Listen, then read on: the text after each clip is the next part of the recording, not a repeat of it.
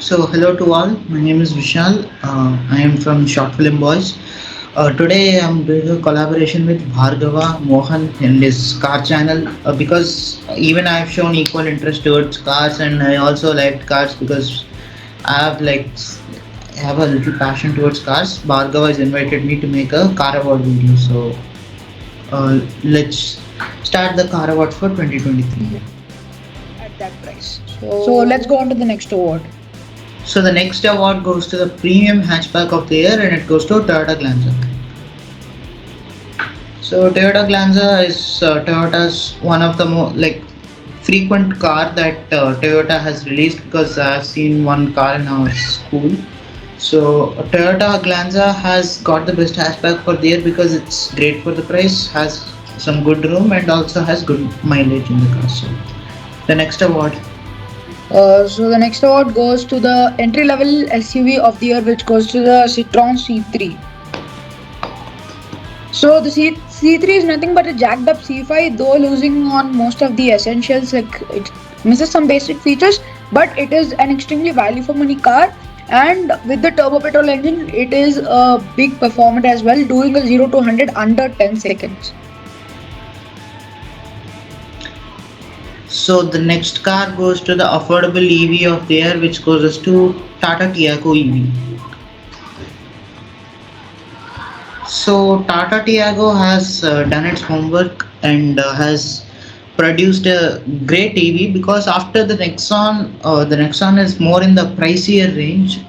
I think Tiago is a step lower, but is a very affordable car for the people who want an electric car, want to save carbon emissions, and also wants a great car with a great range. Tata Tiago EV is go-to. So the next is the mid-size sedan of the year. The runner-up goes to the Honda City e-hybrid, and the winner is the Volkswagen Virtus.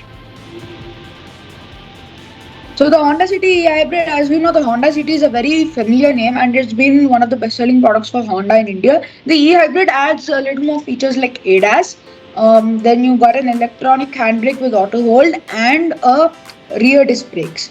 So these features help improve the safety of the car, and as we know, Hondas are well known for their build quality. The second is the Volkswagen Virtus, which is the winner, and the reason why it has won it is because of the features that it offers. Though it might not be outright value for money, it is made for the enthusiast, and even the 1 liter engine is not underpowered. And of course, it has scored 5-star for both adult and child in the Latin NCAP test, which shows its extreme safety. So the next award goes to the mid-size SUV of the year. It is the Toyota Urban Cruiser Hyryder. So nowadays, mid-size SUVs has been a trend because who doesn't want a 7-seater but does want a big car? Toyota Urban Cruiser is in the category of Tata Nexon, MG Hector, and and the Hyryder is in the category of the Creta and Seltos. So it's in that mid-size SUV category and is definitely done a good job because it's a hybrid car and it can take petrol and electricity. So it's a good variant and definitely it has done a good job in the mid-size SUV of the year and it has beaten all the mid-size SUV cars. So now let's go on to the viewer's choice car of the year. The second runner-up goes to the Volkswagen Virtus. The first runner-up goes to the Toyota Innova Hycross, and the winner is the Hyundai Tucson.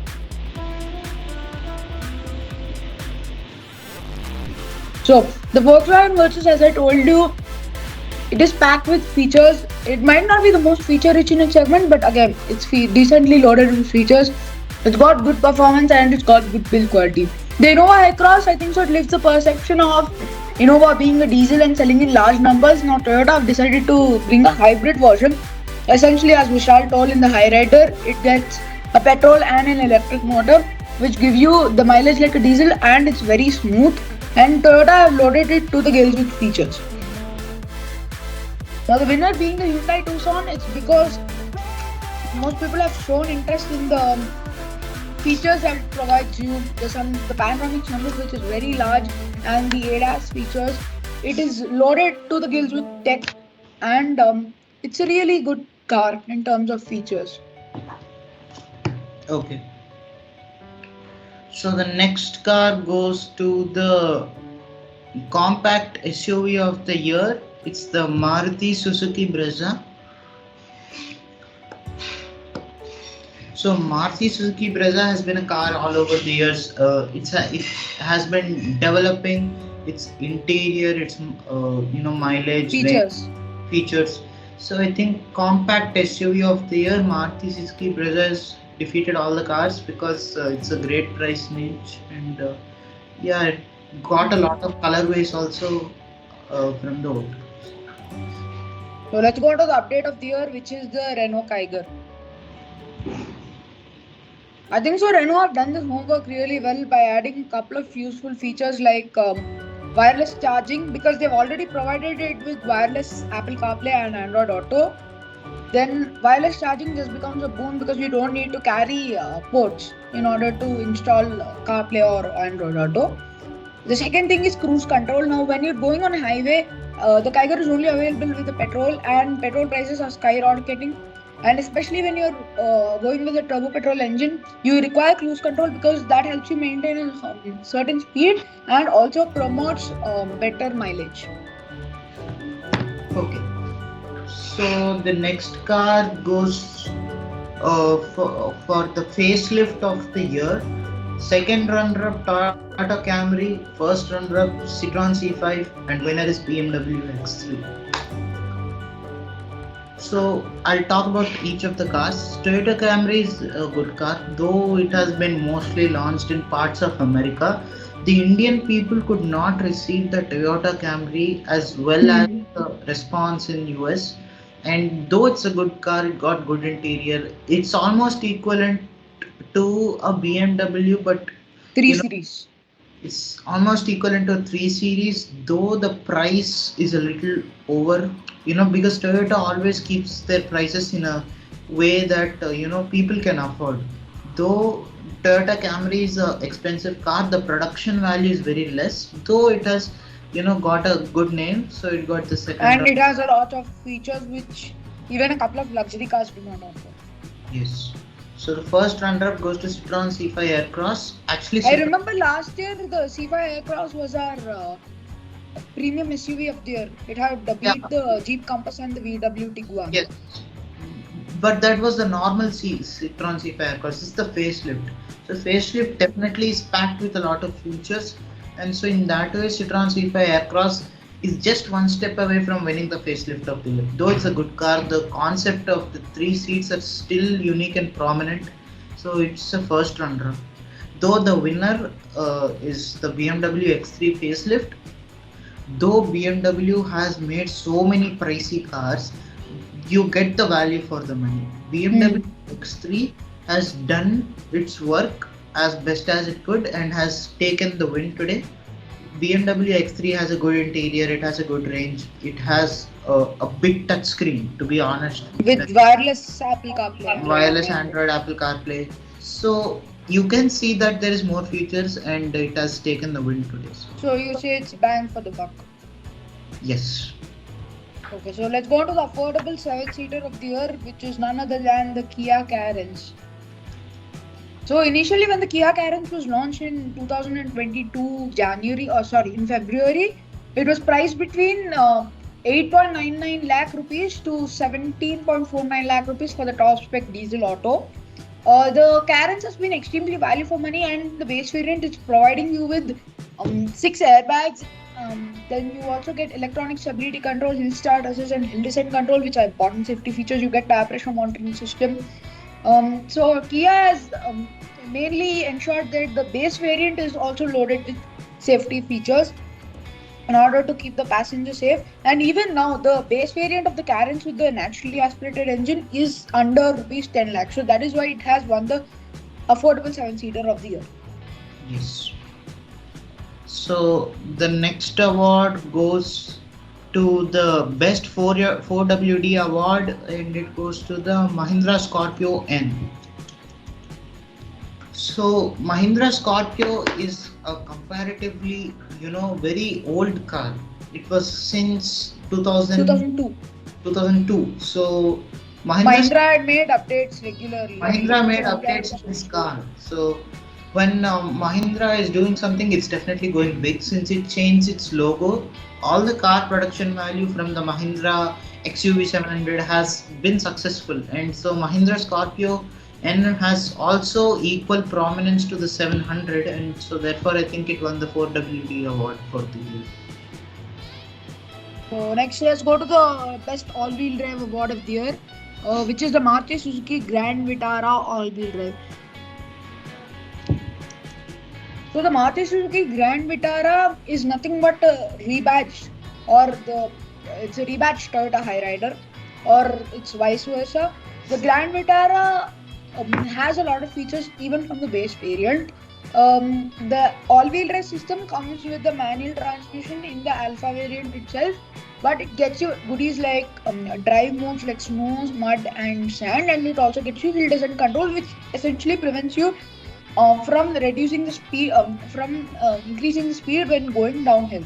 So these features, I think so, they improve the quality of the Grand Vitara, and it is really useful when you frequently go on roads which are very muddy or sticky as well. So the next award goes to the value for money car of the year. The runner-up goes to Kia Carens, and the winner goes to Mahindra Scorpio. So it's a tough competition. Definitely the two cars. Kia is prominent since almost 3 to 4 years back because Kia Seltos was a car that taken Kia's brand in India to the next level. Mahindra is a comparatively old brand comparative to Kia, though considering they are making changes in their Scorpios, can definitely beat Kia in a way because always old is gold. We believe that old is gold, and so I think Kia Carens has done a great job, but Mahindra is just a little step up more than the Kia Carens. Yeah. So the executive SUV of the year goes to the Mahindra Scorpio N. So this is, I think so, the third time the Scorpio is winning an award because Three. though it might not be the most feature rich in its segment, it's got some useful features like dual zone AC, which means that the driver and the passenger can set at a different temperature alone. And as I told you, as Vishal told you, the base variants are really value for money. The top variants are also value for money. They offer you with a decent feature list, and I think so. It's a really good car to look out for, though the waiting period is really high. Yes, true. Bhargava, it's your turn. Yeah. So the hybrid seven-seater of the year, it goes to the Toyota Innova Hycross. So the Hycross is nothing but an Innova Krista with a petrol engine. Okay, it's completely different. It's like a new generation of the Innova. It's got a lot of features. It drives well. It's very smooth, and the hybrid powertrain, it reduces emissions. It promotes good mileage, and it also provides you with the space. The Innova is always known for its space, and the Hycross is no less. It's got some good features like an electrically adjustable rear seat, which no car in the segment provides you. Even the Kia Carnival, which is a step above, does not provide you with such a good feature. Vishal, it's your turn to announce the 7-seat SUV of the year.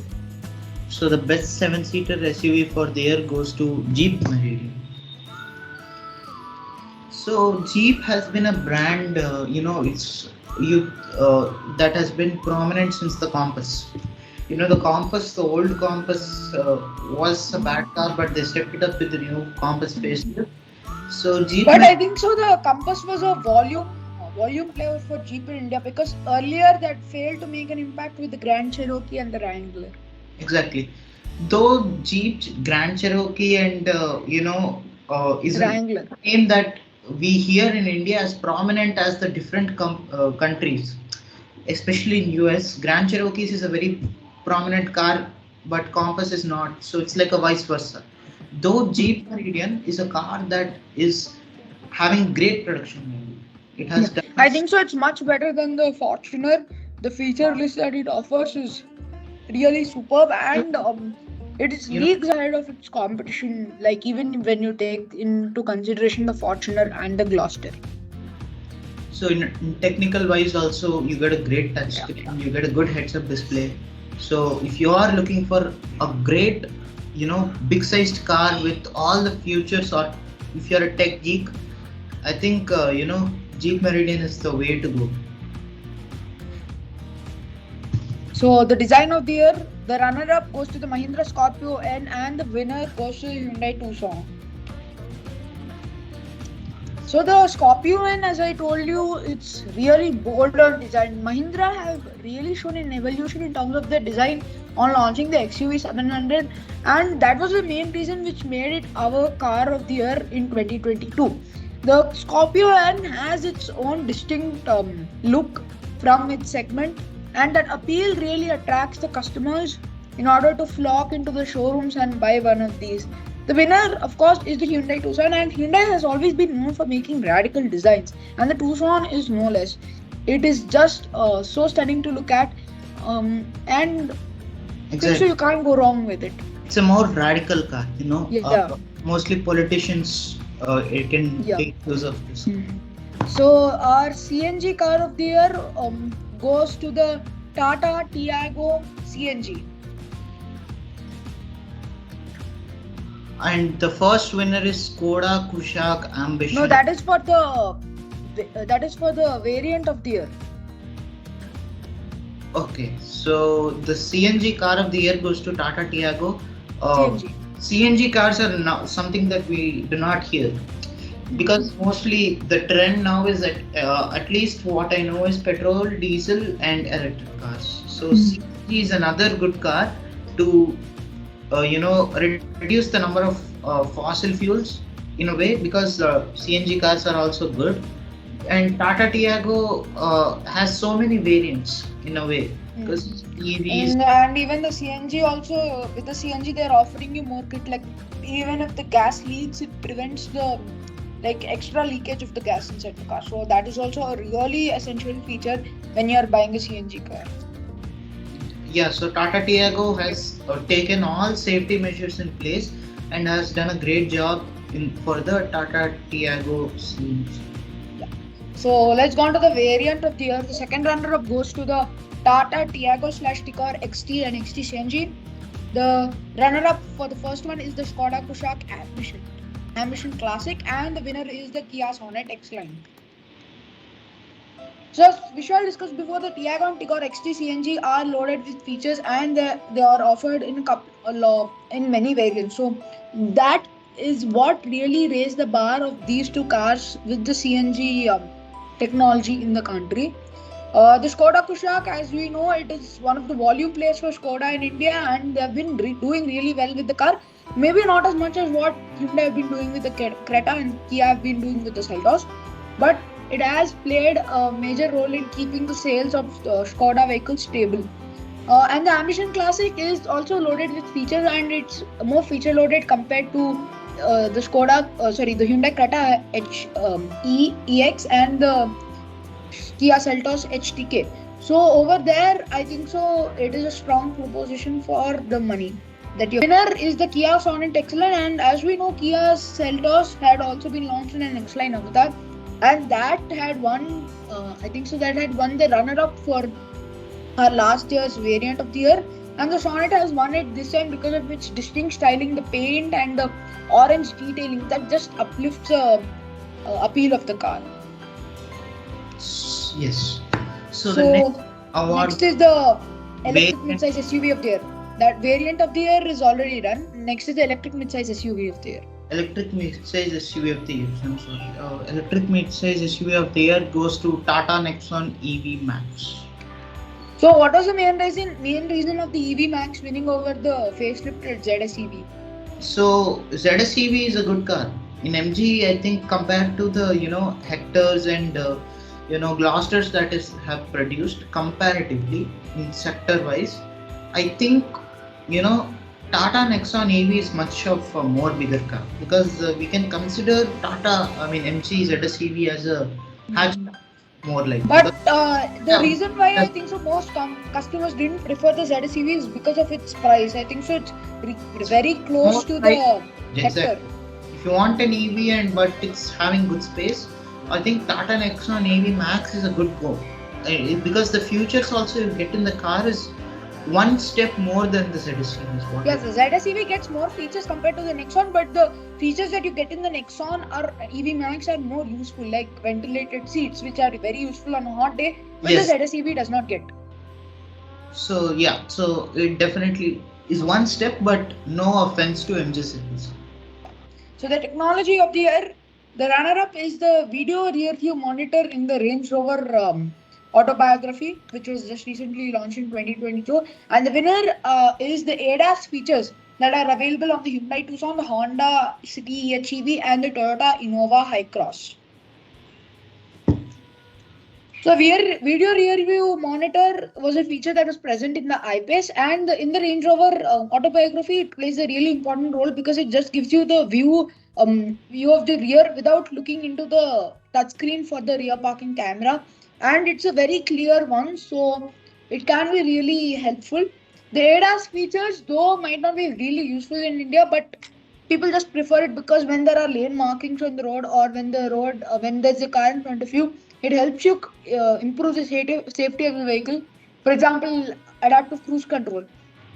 It maintains the speed of the car going in front of you. So your car will also run on the same speed. And even if you try to trash the accelerator down, it won't increase its speed. So that is also a very useful safety feature. So the next award goes to the executive SUV of the year. It goes to the Hyundai Tucson. So Hyundai is also a great brand. It's a very old brand, and personally, even I owned a Hyundai car in my previous years, so I definitely know that feeling. Hyundai Tucson, when you're taking, it's definitely a new car, so it's a spacious car. Alcazar, you can compare this with the Alcazar because both are almost same, both look the same, but Yeah, the Tucson is also league ahead because it gets ADAS features as we discussed before, and even in terms of features, it's just right over there in the segment, offering you more kit for lesser money in that yeah, space where the Jeep yeah, comes. because Alcazar is much more of a pricier range and much more of a premium car. Affordable, it's an affordable car, and the Affordability Tucson wise, is more in yes, a yes, expensive bracket. yes. So the next award goes to the touchscreen of the year.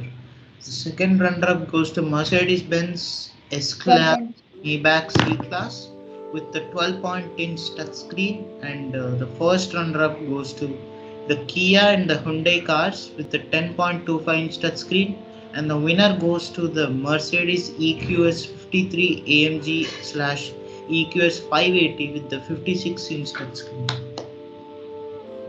So the Mercedes In Benz, so, but yeah. take it So the into a 12 point. perspective. Yeah, so the 12.6-inch touchscreen is really good, and especially when you project Apple CarPlay on it, it looks really stunning. And I personally like that touchscreen as well. It's wireless, it supports wireless smartphone connectivity. The Kia Hyundai touchscreen, Vishal, how do you like it? I think so. The touch response is really good. Yeah, it's definitely a good one because when we compare to other cars, especially cars like what do you say, Hyundai, not Hyundai, but some other cars like MG Hector. Then Hmm. if you take it in a perspective, the The touchscreen is big, but the it touch has some bit sort of lag. it's definitely lagging because even I own a MG Hector. Because the touch screen, the first time we get it, it works perfectly fine. But as you know, when you You don't start update using the it. software or you don't use the touchscreen as much, it'll start to lag, especially the maps in it. You could improve on that, but Kia and Hyundai has done its work perfectly when it comes to a screen in the first place. So, yes.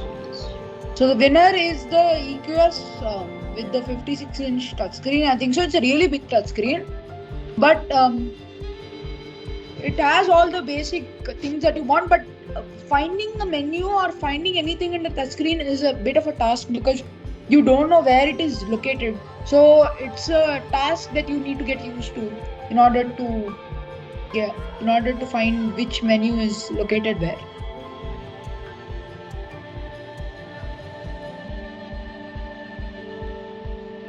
So the next award goes to the compact luxury sedan of the year, which is Mercedes-Benz C-Class.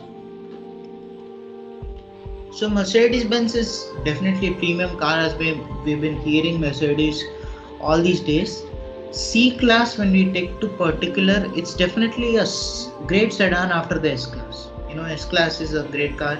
Though C-Class is, a little more... It's a baby S-Class. It's a baby S-Class, definitely. And so when you take, always Mercedes is a smooth car. It's never a car that always, though when you go through bumps, it's gonna give you that shake feeling. So Mercedes C-Class refinement is a top-notch refinement in my field. So it has won the compact luxury sedan of the year. Yeah. So next, let's go on to the electric 7-seater of the year. I think so. This is a segment which is very rare in India. And there were two contenders, the BYD E6 non-commercial one and the Mercedes EQB. Of course, the EQB was the winner because the Mercedes-Benz EQB, in that luxury space, it has created a niche for itself. So the EQC, when it was launched in India, that was the first electric luxury crossover to be launched in India, rather the electric luxury vehicle to be launched in India. And Mercedes had making benchmarks with the other electric vehicles. For example, the EQS 5 is manufactured and it's made in India. So Mercedes-Benz have taken their time, but they have got the recipe really well, and that's why the EQB is our electric 7-seater of the year. Yes. So the next car goes to the electric 7-seater of the year, which is the Mercedes-Benz EQB. Which is already done. The next one, the EV SUV of the year. So the luxury EV SUV of the year goes to the BMW 9 or iX. iX. So why do you think the iX has won the award?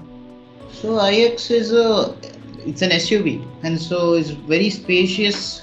When you take, they had made some major changes in the interior, if you can see.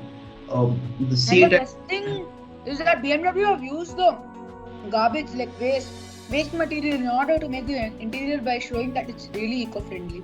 It's very eco-friendly. So, and also the interior, they had made it so that the seats, from the seats to the steering wheel to the front soft cushion panels, everything was top. So the luxury SUV, the complete luxury SUV of the year goes to the BMW iX. So the luxury EV sedan of the year. The runner-up is the EQS 53 AMG 4MATIC, quite a long name. The winner is the BMW i4. Now the EQS AMG 4MATIC being very expensive, 2.45 crores. It might sound expensive, but it's a real performance car. It's just bonkers in terms of performance. It does a 0 to 100 in 3.4 seconds, which is really quick, and it's comparable even to sports cars like the Lamborghini Aventador. Now, the EQS 53 AMG 4MATIC is also loaded with features. And it gets a couple of features which other Mercedes do not get. The winner is, of course, the BMW i4, and the reason why most people have preferred it is because it is priced between two cars in the BMW lineup, the BMW M340i, which is the performance-oriented 3 Series, and the BMW 5 Series, especially the 530D M4, the diesel, top of the 6-cylinder diesel engine. So I think so it's a good fit over there because it provides a very good range, 590 kilometers claimed. So easily you can get 300 kilometers, the minimum. The maximum you can get is about 500 if you drive neatly on a regular basis. So the next award goes to the luxury sedan award of the year, and it goes to the Mercedes-Benz S-Class Maybach. So Maybach is a very expensive car that we hear. It has, Features. been owned by a lot of people who have a lot of money. S class is generally a normal car and it's a great car. It's already in the expensive ranges of cars, but you know a little more luxury causes a little more price, and so it's either though in the pricier range you want the most premium and luxury car, you can go with the Mercedes Benz. The driver's car of the year. Now, this was a difficult award because it was very close between the Kia EV6 and the BYD Atto 3. But the winner was the BYD Atto 3. So the reason why the Atto 3 had won this award was it had a decent amount of range, not as much as the EV6 had. But for its price, like about 35 lakhs or 40 lakhs odd ex showroom, sorry, on road. The BYD Atto offered us a lot of features, and the performance is no less, it's just superb. And you will be pushed back into your seat as soon as you stomp the accelerator. So yeah, the next car award goes to the electric hatchback of the year, which goes to the Mini Cooper SE.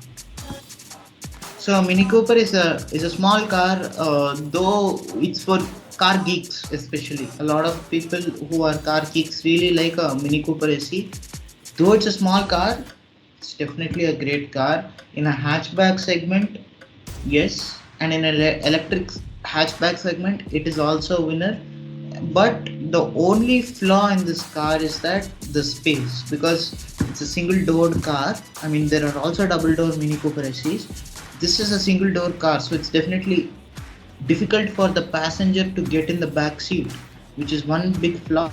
Though in electric range, it's definitely a win-win. Yeah, so next let's go on to the luxury car of the year. Surprisingly, the runner-up was the Mercedes-Benz S-Class Maybach, and the winner is the Range Rover Autobiography. So the Maybach, as Vishal talked about previously, it is loaded with features. It has good performance. The ride quality is really good, and it's a perfect choice for those who want a luxury sedan. The winner was the Range Rover Autobiography. Now, still, it was being an SUV. It had the features. It has all the feature comforts that you want at that price, and it's really a strong contender in that segment because no other car in that segment, no other car is there in that particular segment. So that's what shows the specialty of the Range Rover Autobiography, thus making it the winner of this luxury car of the year award. So the next award goes to the Engine of the year. Engine of the year. The second runner-up goes to Mahindra 2.0 GDI Scorpion N. The first runner-up goes to Audi 3.0 TSFI V6 or Audi Q7, and the winner goes to Hyundai Tucson with the diesel 2.0 CRDI engine. So, second runner-up, let's talk about mainly. Mahindra Scorpio has almost won the cars, but in an engine-wise, there is always some. It's a very powerful car, but the very powerful fuel car. efficiency is very less. When you're gonna at least fill a SUV car with at least a lot of petrol or diesel, which is required for at least a car of that size. If we see that the engine performance is way less than the number of petrol or diesel we fill in the car, it's a waste of money, is what I feel. So that. Yeah, but because that engine is really powerful and it's really performance oriented, but what lets it down is the mileage. I think so Mahindra could have added an eco mode or a sport mode, or they could have reduced the efficiency by providing a mild hybrid system. So essentially what that does is when you're in traffic and you press the brake, the car immediately stops, and that helps you in gaining better efficiency. So the next car goes to the performance car. Runner-up is Lamborghini Urus Performante. The winner goes to the Ferrari 296 GTP.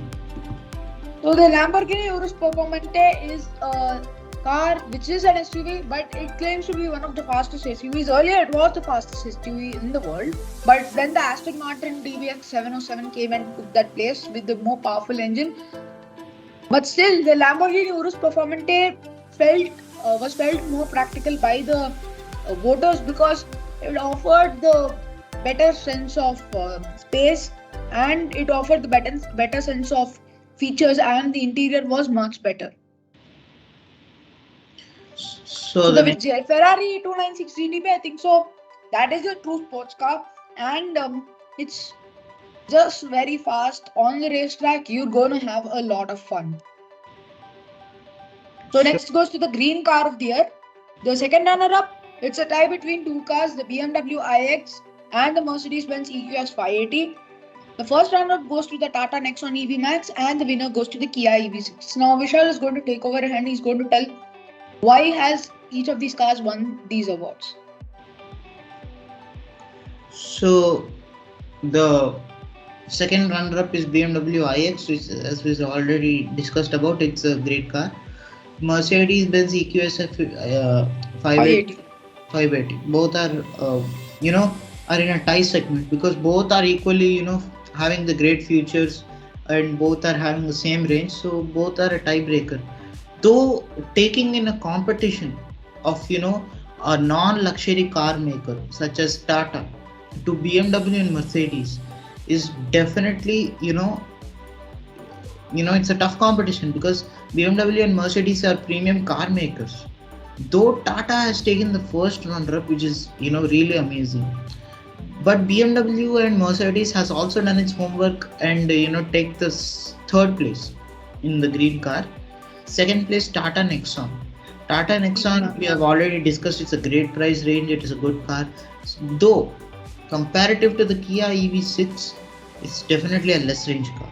So I think Kia EV6 has done its level best to take the winning spot and defeated almost three car companies that has having a tough competition between each other. So yeah. So round of applause to Kia. Now the manufacturer of the year. The second runner-up goes to Tata Motors. The first runner-up goes to Mahindra India, and the winner is Kia India. So Tata Motors, as we know, they are launching a slew of vehicles, and the electric range has just been growing rapidly in the country. And the reason why they have won the second runner-up is because of the product range that they have, and people just flock for their vehicles in the showrooms, and they sell a lot of units per month.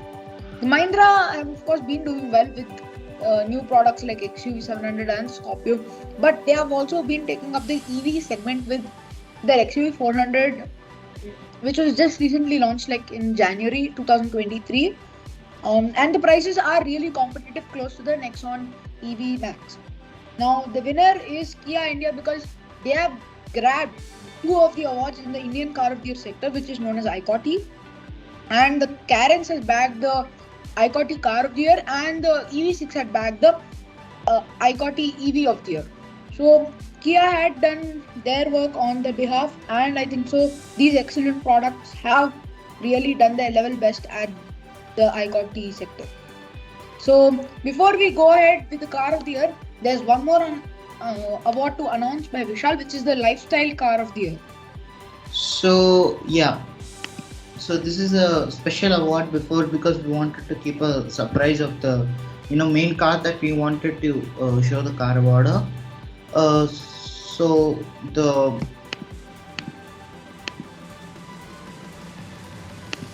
just a minute. Should I announce the award? Yeah, so the Lifestyle Car of the Year goes to the Toyota Hilux. So why do you think the car has won, Bhargav? I think so the Hilux, mainly it had a real fan following. So when the bookings were open for the Hilux in January, customers had been flocking for it. Toyota didn't really expect such high number of bookings. And then immediately Toyota had to stop the bookings as well because the car was receiving so many bookings that it was in a state that Toyota was not going to deliver a couple of cars at the earliest. But when it was launched in March, I think so, Toyota had done really well with the sales and they tried to cope up with the vehicle. And it is made decently loaded with features without missing on the essentials that a customer wants. Okay, so